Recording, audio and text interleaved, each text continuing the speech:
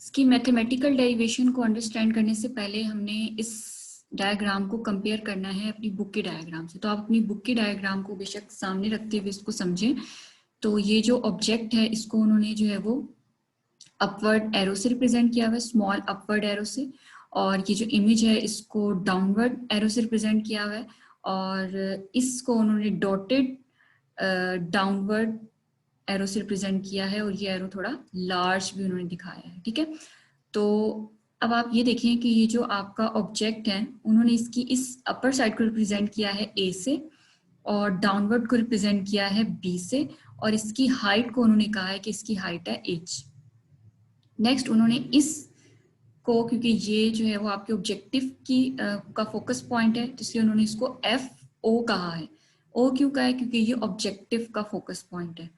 इसी तरह से ये जो है ये भी इस ऑब्जेक्टिव का फोकस पॉइंट है, तो इसको भी आपने रिप्रेजेंट करना है एफ ओ से। ये जो आपका ब्लू डॉट है ये आपके इस आई पीस का फोकस है, तो इसलिए आपने इसको कहना है एफ ई से इसको रिप्रेजेंट करना है। नेक्स्ट जो है ये वाला जो इमेज है उन्होंने इसको रिप्रेजेंट किया इसके इस वाले पॉइंट को B1 से, और इस वाले पॉइंट को उन्होंने रिप्रेजेंट किया है A1 से, और इसकी हाइट को उन्होंने कहा है H1। सेम इसी तरह अगर मैं इसको देखूं तो उन्होंने इसको डॉटेड से रिप्रेजेंट किया है, डॉटेड एरो से, और इस वाले पॉइंट को उन्होंने कहा है कि ये आपका B2 है, और इसको कहा है कि A2 है, और इसकी हाइट को उन्होंने मेंशन किया है H2 से। तो ये बात आपने अपने जहन में ज़रूर रखनी है ताकि आपके लिए जो मैथमेटिकल डेरिवेशन है वो करना आसान हो। सेम जैसे आपने सिंपल माइक्रोस्कोप में किया था, मैथमेटिकल डेरिवेशन स्टार्ट करने से पहले आपने ये एंगुलर मैग्निफिकेशन या मैग्नीफाइंग पावर का फॉर्मूला यूज़ किया था जो था बीटा ओवर अल्फा। तो इसकी भी मैथमेटिकल डेरिवेशन आपने इसी फॉर्मूले से स्टार्ट करनी है।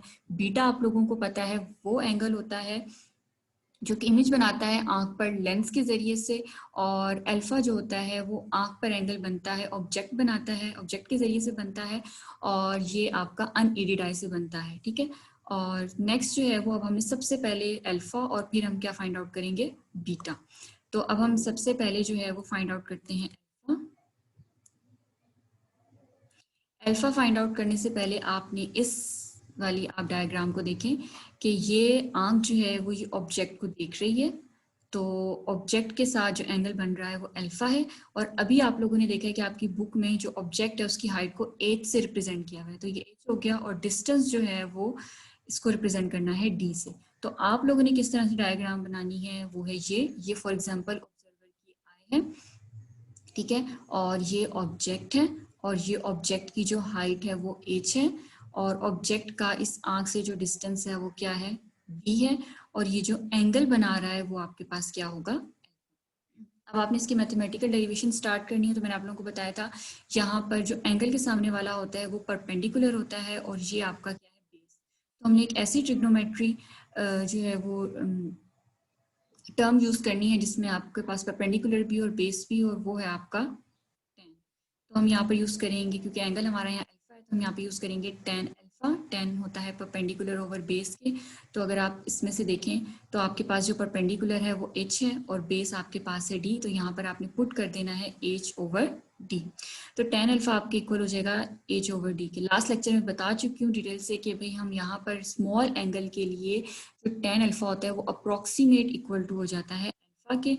तो यहाँ पर जहाँ आपका टेन अल्फा है आपने उस इक्वेशन में टेन अल्फा की जगह अल्फा पुट कर देना है, और ये हो जाएगा आपका h ओवर d। ये इक्वेशन आपने संभाल के रखनी है, याद रखनी है, ये आगे आप लोगों ने इसको पुट करना है मैग्नीफाइंग पावर वाले फॉर्मूले। नेक्स्ट हमारा स्टेप है आपने बीटा फाइंड आउट करना है। देखिए बीटा हमेशा याद रखिएगा कि इमेज, बीटा वो एंगल होता है जो कि इमेज बनाता है आंख पर। तो अब आपको पता है कि हमने लेना है फाइनल इमेज। जो हमारा फाइनल इमेज था आपको पता है कि उसकी जो हाइट थी उसको हमने रिप्रेजेंट किया है H2 से, क्योंकि आपकी बुक में उन्होंने H2 से रिप्रेजेंट किया था। और आपने ये भी पढ़ा हुआ है कि जो इमेज है उसको अगर आपने क्लियर और शार्प देखना है तो उसको होना चाहिए एट अ डिस्टेंस d के ऊपर, और इससे जो बनने वाला इमेज है, सॉरी जो एंगल है वो आपका क्या है, बीटा। तो इसको आपने किस तरह से ड्रॉ करना है, इसको आप ड्रॉ करेंगे इस तरह से। तो ये हो जाएगी आपके पास इमेज की हाइट जिसको आपने रिप्रेजेंट करना है H2 से, ये इमेज का आंख से डिस्टेंस d हो गया, और ये एंगल आपका क्या हो गया, बीटा। बीटा के सामने वाला परपेंडिकुलर, तो H2 परपेंडिकुलर है और D क्या है, बेस। सेम आपने tan के फॉर्मूले में ये वैल्यूज पुट कर देनी है कि tan जो है वो आपके पास है परपेंडिकुलर ओवर बेस। परपेंडिकुलर अभी आपने देखा फिगर में H2 था और बेस है आपके पास D, तो ये हो जाएगा H2 ओवर D। और सेम यहाँ पर भी वही कंडीशंस के स्मॉल एंगल के लिए आप कहेंगे कि tan beta approximate equal to हो जाता है बीटा के, तो जहाँ tan बीटा है आपने इक्वेशन में वहाँ बीटा पुट कर देना है और ये हो जाएगा H2 ओवर D। तो अब ये जो दोनों वैल्यूज अल्फा और बीटा की आ चुकी हैं, ठीक है, ये आपके पास अल्फा की वैल्यू आ गई है और ये आपके पास बीटा की वैल्यू आ गई। इसको आपने उस मैग्नीफाइंग पावर वाले फॉर्मूले में पुट कर देना है, ये वाला फॉर्मूला आ गया, m is equal to beta over alpha. तो यहाँ आपने बीटा की वैल्यू पुट करनी है और यहाँ आपने अल्फा की वैल्यू पुट करनी है। जब आप इन वैल्यूज को पुट कर देंगे तो आपके पास कुछ इस तरह की जो है वो सिचुएशन बनेगी,